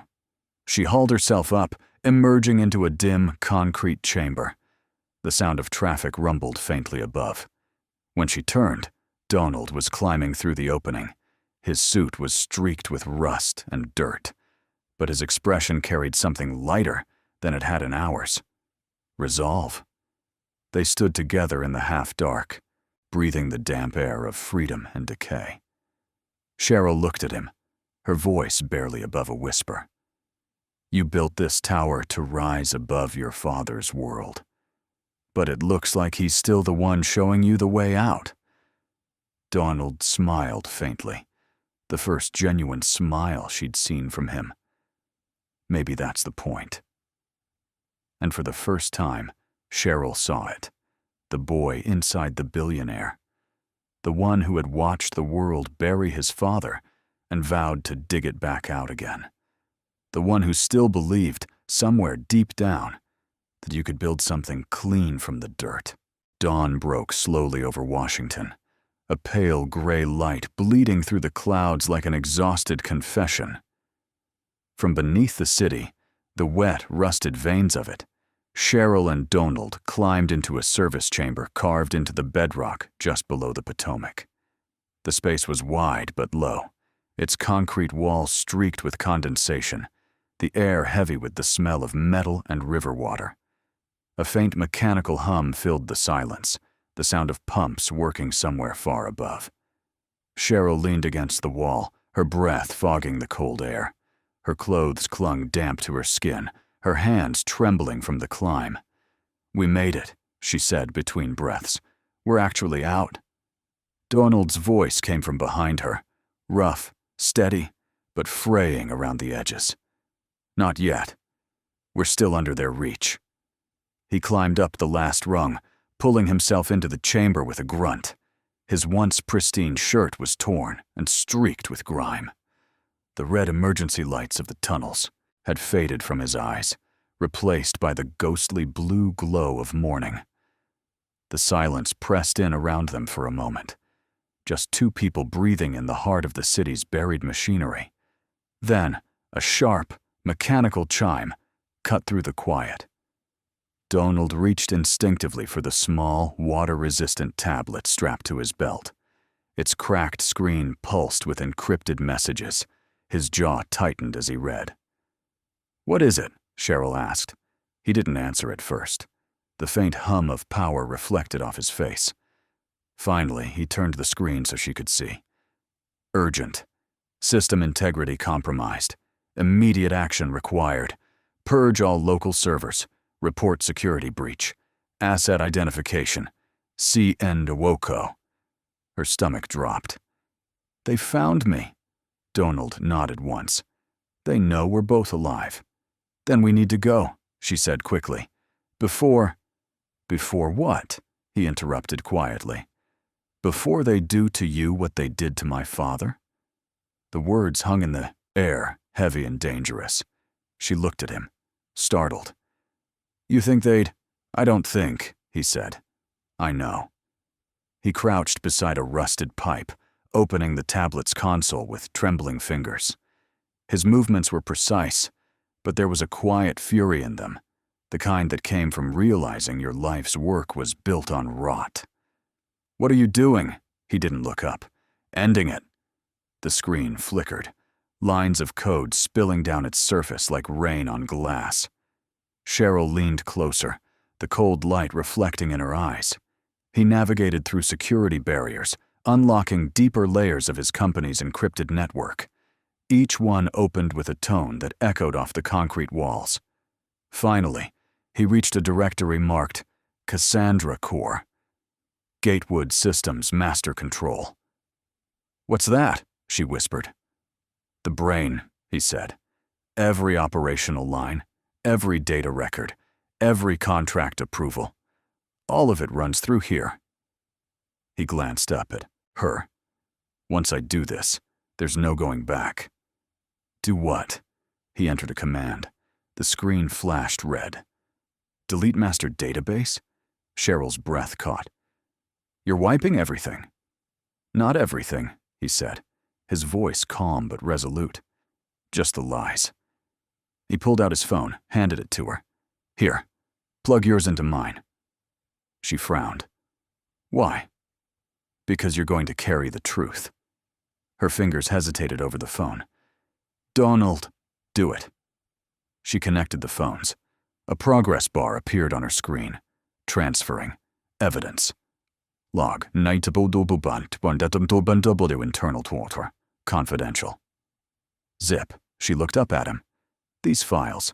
They're the same ones from your office. Everyone, he said. The reports, the falsified audits, the water tests they buried. Everything that proves what we've done. Her voice shook. You're giving them to me. Why? He met her gaze. Because they won't come after me for them. They'll come after you. And that's exactly what I want. I don't understand. If they think you have the data, they'll go public trying to discredit you, he said.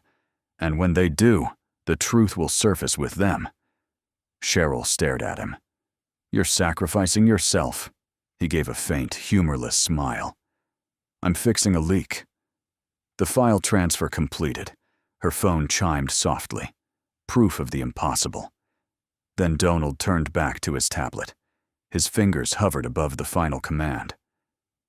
Once I do this, he said, the network collapses. Gatewood infrastructure ceases to exist.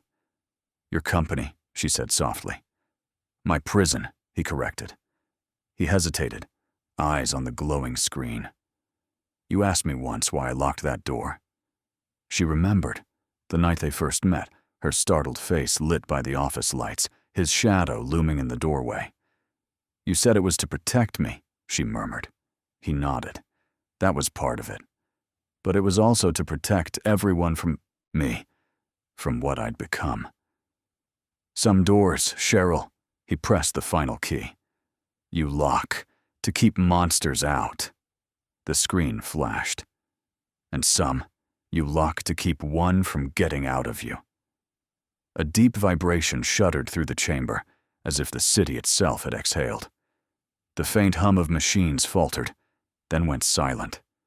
Cheryl's phone buzzed. She looked down. The Gatewood infrastructure network, every server, every satellite relay, was going dark in real time. Donald, she whispered, you just... He stood slowly, sliding the now dead tablet into his jacket pocket.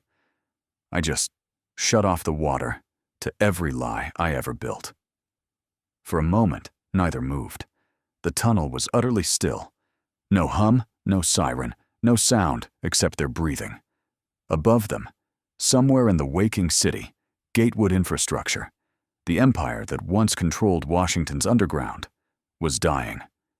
The ground beneath their feet trembled faintly, as though the building itself were taking its last breath. Cheryl clutched the phone to her chest. What happens now? He turned toward the narrow exit at the end of the chamber. Now, you go. What about you? I have to face what comes next. She shook her head. You can't stay here. You'll be arrested. Or worse. He smiled faintly. You think I don't know that? Then come with me, she said. We can take this to the press together. Expose them, clear your name. He took a step closer, his voice low but steady. There is no clearing my name. This isn't about redemption, Cheryl. It's about accountability. Her eyes glistened in the dim light. You don't have to do this alone. He reached out, brushing his hand lightly over hers. You think I'm alone? Look around. My father's work is still here. His tunnels. His truth. Maybe I lost my way, but his foundation held. That's enough. She swallowed hard, gripping the phone tighter. You sound just like him. He smiled softly. Maybe that's the only part of me worth keeping. A faint rumble echoed from above, the sound of sirens, distant, but growing. The city was waking to chaos. He turned toward the tunnel exit. Go that way, he said, pointing down a sloping corridor where a faint shaft of daylight gleamed through broken grating. It leads to the riverside. You'll find an access road 2 blocks north. Stay in the open. Cameras will see you. That's what we want. She hesitated. And you? He gestured toward the opposite direction, deeper into the underground. I'll go back through the lower sublevels. There's a service lift that connects to my private parking deck. By the time they find me, you'll be long gone. Her voice wavered. Donald, He turned to face her one last time. The man she saw now wasn't the billionaire who'd locked her in an office. He wasn't even the CEO who ruled the city's pipelines. He was something stripped, bare, just a man who'd finally turned the water off on his own corruption. "You were right," he said, "about everything. I tried to fix the system from inside it, but all I did was become part of it." She stepped closer. "Then fix yourself now. Walk away."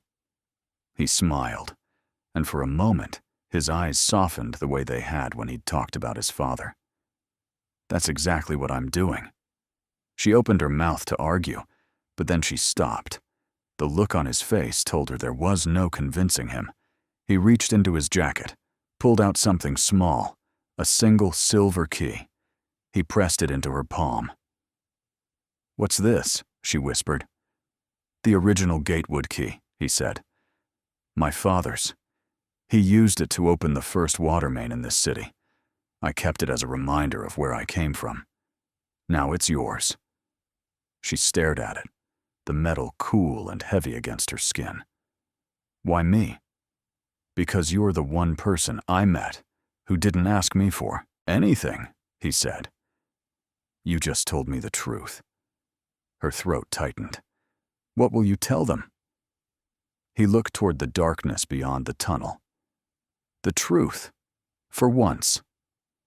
For a long moment, they stood in silence, two figures in the faint glow of dawn, surrounded by the echoes of the world they'd broken and the one they might yet save. Finally, she stepped back, blinking hard. "Goodbye, Donald." He nodded. "Goodbye, Cheryl." Then they turned, she toward the light, he toward the dark. The tunnel split them like a crossroad of fate. Cheryl climbed the incline toward daylight, the faint blue of morning growing brighter with each step. Behind her, the sound of boots splashing faded into the hum of the river. When she reached the grate, she pushed it aside and pulled herself up into the open air. The Potomac stretched before her, calm and gray, the city's reflection trembling on its surface. The wind was cold, but alive against her face. She looked down once more, at the phone in her hand, the files, the evidence, the story of corruption and redemption all contained within it. Her fingers tightened around it as the first rays of sunlight broke through the clouds. Somewhere beneath her feet, deep in the tunnels his father built, Donald Gatewood was walking back toward the empire he'd just destroyed. And as the city woke to chaos, Cheryl took her first breath of freedom. Not the kind that came from escape, but from truth. 3 weeks later, Washington, D.C. had a new kind of storm. Not rain this time, not thunder. This one lived in the headlines, the screens, and the murmuring halls of Capitol Hill. Gatewood infrastructure under federal investigation. Water corruption. Scandal explodes. CEO faces indictment in historic cover-up case. The story had broken wide open like a dam giving way under pressure, and the flood of truth was unstoppable. Every major network carried the same footage. Donald Gatewood, the once reclusive plumbing magnate, walking through the marble steps of the courthouse flanked by attorneys and federal agents. Cameras flashed like lightning, questions hurled like stones. "Mr. Gatewood, is it true you destroyed your own servers? Were you covering for someone? Do you admit to falsifying environmental reports? Who was the whistleblower?" Donald said nothing. He didn't need to. The silence in his eyes was answer enough. Inside the hearing chamber, the air was thick with tension. Rows of journalists filled the benches, their pens scratching furiously against notepads. The panel of federal regulators sat at a long mahogany table, their microphones gleaming under the white fluorescent lights. And at the center of it all, behind a single nameplate that read, "Donald Gatewood, founder, Gatewood Infrastructure," sat the man himself. He looked different now. No tailored suit, no polished shoes, just a simple gray jacket, sleeves rolled to the elbows, his hair touched with streaks of exhaustion. The empire that had once made him untouchable was gone, but in the stripped-down simplicity of him, there was something stronger, something clean. One of the committee members leaned forward. "Mr. Gatewood, for the record, you admit to intentionally deleting your company's internal databases, yes?" Donald's voice was calm. "Yes." "You understand that this action directly compromised federal evidence protocols?" "Yes." "And that it effectively destroyed the infrastructure of your entire corporation?" He paused. "Yes." The official exchanged looks with his peers. "Then may we ask, Mr. Gatewood, why? Why would the CEO of a billion-dollar company deliberately dismantle his own empire?" Donald leaned toward the microphone, his voice low but steady. "Because sometimes," he said, "you have to break your own empire to clean the system." A ripple spread through the chamber, whispers, camera clicks, the sound of people trying to make sense of a confession that wasn't apology but release.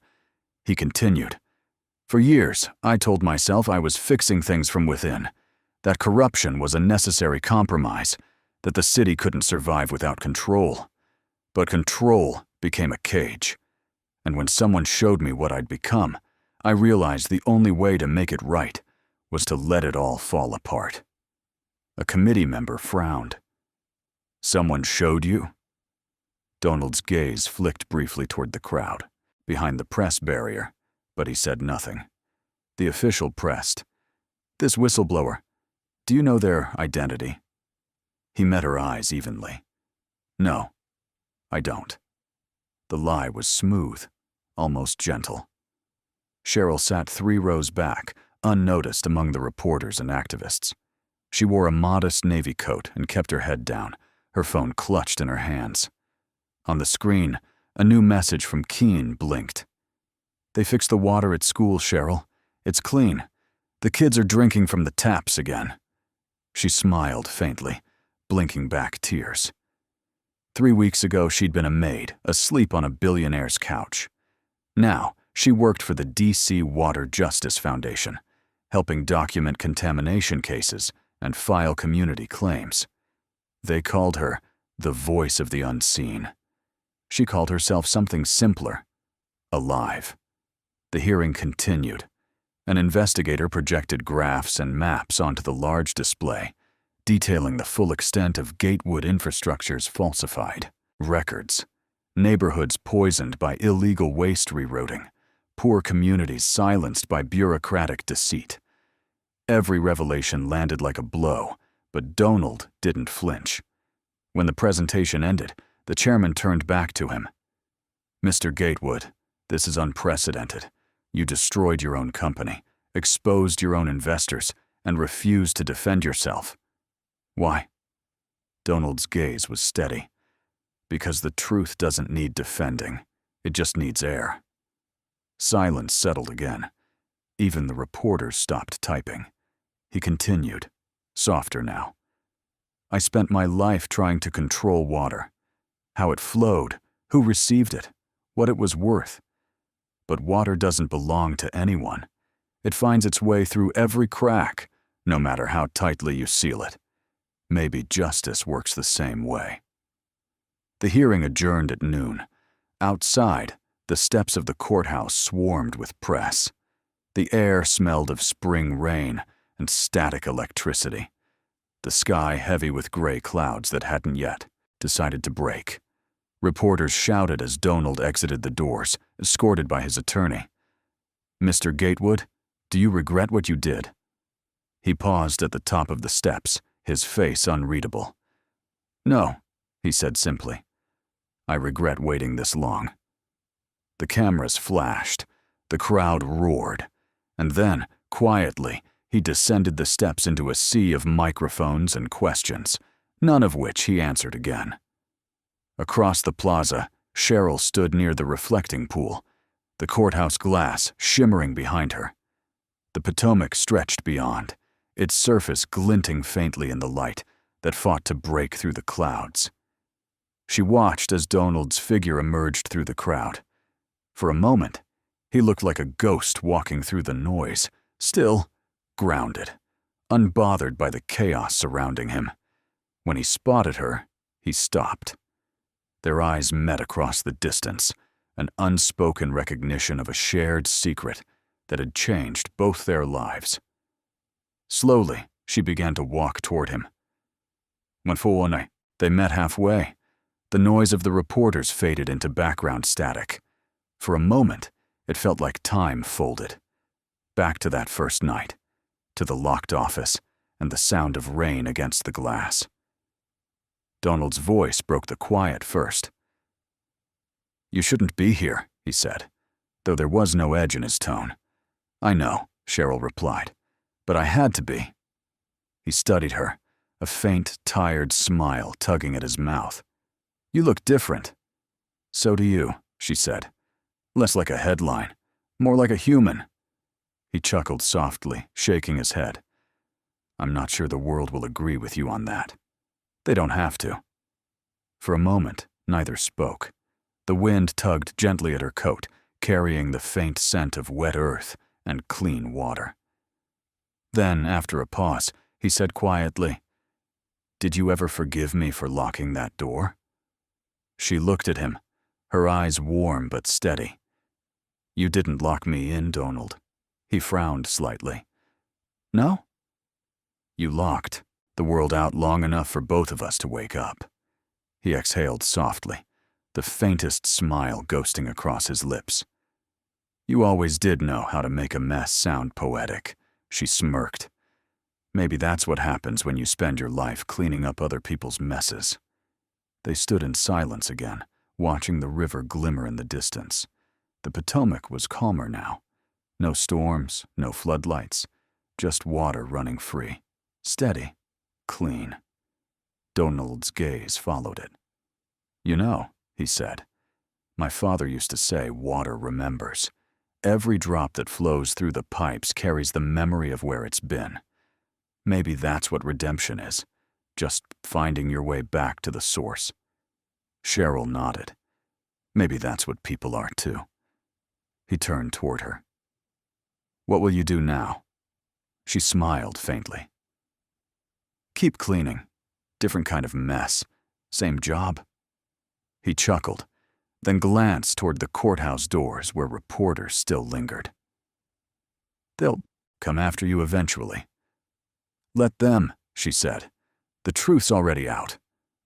For a while they just stood there, two silhouettes reflected in the courthouse glass, framed by the morning light. Finally, he extended his hand. "You saved me, you know." Cheryl hesitated before taking it. "No," she said quietly. "You saved yourself. I just showed you where the leaks were." That made him laugh, genuinely this time, the sound full and alive, carrying through the courtyard like sunlight breaking through clouds.